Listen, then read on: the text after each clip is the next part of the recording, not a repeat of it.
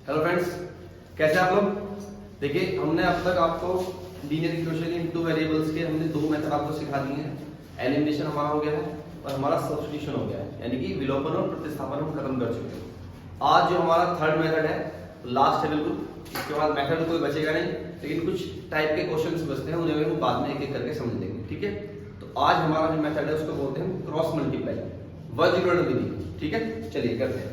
इसके लिए बस एक बात ध्यान रखिएगा, कोई क्वेश्चन जब भी हमारा सामने आएगा, आपको कोई फॉर्मूला याद नहीं करना। बहुत सारी किताबों में A1, A2, B1, B2 करके कुछ फॉर्मूले बनाए रहे हैं, आपको फॉर्मूला को याद नहीं करना। बस जो मेथड मैं आपको बताऊंगा ना, जो प्रोसेस, जो तरीका मैं आपको बताऊंगा, किसी भी क्वेश्चन को इस मेथड से सॉल्व करने के लिए आप बार बार उसी को यूज करेंगे।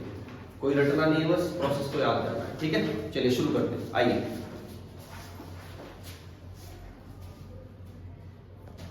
देखिए दोस्तों, आपके पास ये दो इक्वेशंस हैं।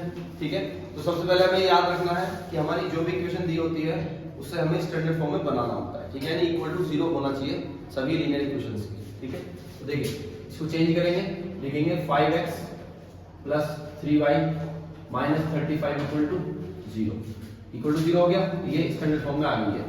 इसको चेंज कीजिए आप 2x plus 4y minus 28 equal to 0।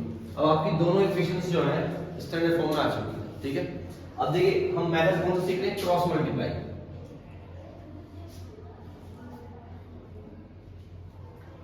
ठीक है, क्रॉस मल्टीप्लाई कह दो या वज्रगण विधि कह दो, वज्रगण विधि है। ठीक है, हिंदी में वज्रगण बोल देते हैं, इंग्लिश में क्रॉस मल्टीप्लाई। तो देखिए मेथड क्या है, मेथड में आपको देखिए, आप सबसे पहले जो कर रहे थे लीनियर इक्वेशन से जो भी आपने किया है, या तो आप एलिमिनेशन में चले जाओ, चाहे सब्स्टिट्यूशन में चले जाओ, आपने x और y की वैल्यू निकाली यहाँ से, यहाँ भी आप x और y की ही वैल्यू निकालेंगे। ठीक है, तो इसके लिए क्या करना है, x अपॉन बनाइए value, y upon and constant upon, अब सबके बीच में इक्वल टू लगा देते हैं। ठीक है, अब देखिए करना क्या है, सिंपल सा मेथड है। आपको ये पता होगा कि जब हम x की वैल्यू निकालेंगे ना, तो x के प्लेस को हाइड कर देंगे, यानी ढक देंगे। अब जो वैल्यू हमारी बचती है सामने, इधर बची जो वैल्यू, उनको एज इट इज केवल कोएफिशिएंट उठाने दीजिए। y का कोएफिशिएंट उठा लीजिए, इस वाले y का कोएफिशिएंट उठा लीजिए, ये वाली कांस्टेंट वैल्यू, ये वाली कांस्टेंट वैल्यू, इनको उठा करके ऐसे ही कॉलम बना के आप उसके नीचे लिख दीजिए 3, 4 एंड माइनस 35 माइनस 20, ये x के नीचे होगा। अब आप y की वैल्यू चाहिए आपको, y को हाइड कर दीजिए। ठीक है, अब देखिए यहाँ से बच्चे गड़बड़ क्या करते हैं, गड़बड़ ये करते हैं, जब यानी गलती जो करते हैं, जब y को आप हाइड कर दोगे तो आपको ये दिख रहा है 5x दिखेगा और माइनस का 35 दिखेगा। हमें क्या करना है, साइक्लिक ऑर्डर में चलना होता है, चक्रीय क्रम में। मतलब अगर आपने x के लिए इन दोनों को उठाया है, तो y के लिए आप पहले इसको लेंगे, उसके बाद घूम के इसको लेंगे। समझ लो, मतलब कहने का ये है कि y के लिए आप ये नहीं करेंगे 5.52 माइनस 35 माइनस 20, ये नहीं करेंगे। आप y के आगे वाले वैल्यू पहले रखेंगे और उसके बाद घूम के वापस आओगे 52 को बाद में लिखोगे। ठीक है, तो यहां लिखने की वैल्यू बात है माइनस 35 पहले आएगा, 28 माइनस ऐसे ही 5, 2। अगर ये आपके पास समझ में आ गया तो आपको ना तो माइनस लगाने की जरूरत पड़ेगी। कभी कभी क्या होता है, कोई का आपको बताता है कि हम माइनस लगा देंगे, कोई जरूरत नहीं है कुछ भी लगाने की। ठीक है, आपको करना क्या है, केवल ये बात ध्यान रखनी है कि जब y की वैल्यू निकालोगे तो ये साइक्लिक ऑर्डर होता है, यानी पहले आगे वाली वैल्यू आएगी और उसके बाद घूम के ये वाली वैल्यू। ठीक है, चलिए अब हम 1 पे आके, मतलब 1 का होता है coefficient, constant value, constant value को प्लेस कर देंगे, हाइड कर देंगे।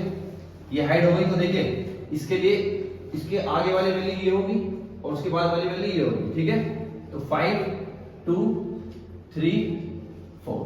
अब एक बात आप ध्यान रखना, देखिए जब आप इन वैल्यूज को लिख दोगे तो यहाँ ध्यान देने वाली बात ये होगी कि जो यहाँ लास्ट होता है ना, वो यहाँ शुरुआत में होता है, इसका स्टार्टिंग होता है, जो यहाँ लास्ट है वो इसका स्टार्टिंग है। अगर ऐसा सीक्वेंस बन रहा है तो आप बिल्कुल सही जा रहे हो। ठीक है, अब सॉल्व करते हैं।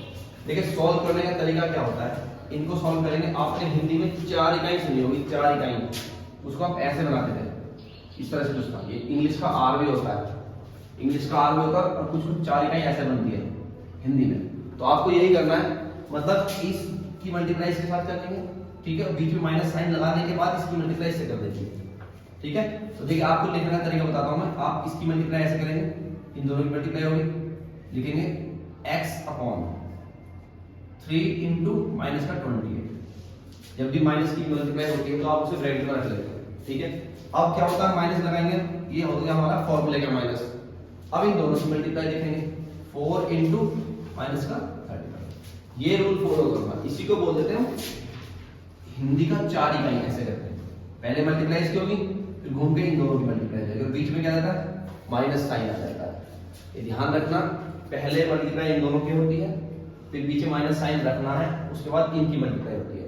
जो यहाँ माइनस दे रखा होता है वो इनके साथ रहेगा, लेकिन आपको बीच में एक माइनस जरूर रखना है, वो हमारा फॉर्मूले का होता है, बस ये खास बात है। ठीक है, चलिए शुरू करते हैं। आगे देखिए, y अपॉन इन दोनों की मल्टीप्लाई, ठीक है, एक माइनस हमने रखना ही रखना है। अब इन दोनों की मल्टीप्लाई करेंगे,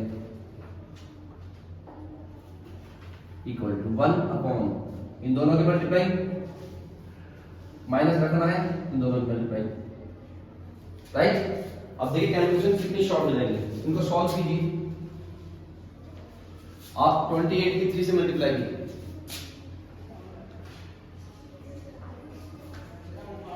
माइनस का आएगा, क्योंकि माइनस प्लस की मल्टीप्लाई माइनस होती है। अब देखिए यहाँ माइनस और माइनस की मल्टीप्लाई प्लस हो जाती है, ठीक है, तो माइनस माइनस मल्टीप्लाई होगी प्लस, दोनों की मल्टीप्लाई करेंगे 140 होगा। 35 को 4 से मल्टीप्लाई करते हैं 140 हो जाता है। यहाँ आइए, दोनों की मल्टीप्लाई कीजिए 70, माइनस माइनस हो गया प्लस, 28 या 5 से मल्टीप्लाई करेंगे, 5 में 40, 5 में 10, 10 और 4 14, 140, 5 में 10, हाँ ठीक है। आगे आइए, 1 अपॉन 20 माइनस 6, ठीक है, सॉल्व कीजिए। x अपॉन ये वाली वैल्यू बचेगी आपकी, ये 84 है, ये 140, इसको माइनस कर दीजिए आप। देखिए अब इनको आप नीचे वाली वैल्यूज को सॉल्व कीजिए, 140 से 84 आप माइनस करेंगे तो 56 बचेगा, ठीक है। ऐसे ही y, जब आप 140 से 70 माइनस करोगे तो 70 बचता है, 1 अपॉन 20 से आप 6 माइनस करोगे तो 14 बचता है, ठीक है। अब क्या करना है, देखिए हमें x की वैल्यू निकालनी है और y की वैल्यू निकालनी है। तो x की वैल्यू के लिए आप x के साथ वाली चीज को और 1 वाली कांस्टेंट वाली को एक साथ रखेंगे, ठीक है, यानी कि x upon 56 equal to 1 upon 14। यहाँ से जब आप कंपैरिजन करेंगे तो x की वैल्यू निकालिए, x इक्वल टू हो जाएगा 56 अपॉन 14। आप इसको कैंसिल आउट कर सकते हैं, डिवाइड कर सकते हैं, 4 टाइम्स जाएगा, तो x की वैल्यू कितनी हो गई 4, एक वैल्यू तो मिल गई x की। और y के लिए क्या करेंगे, देखिए y upon 70 is equal to था 1 अपॉन 14, ठीक है।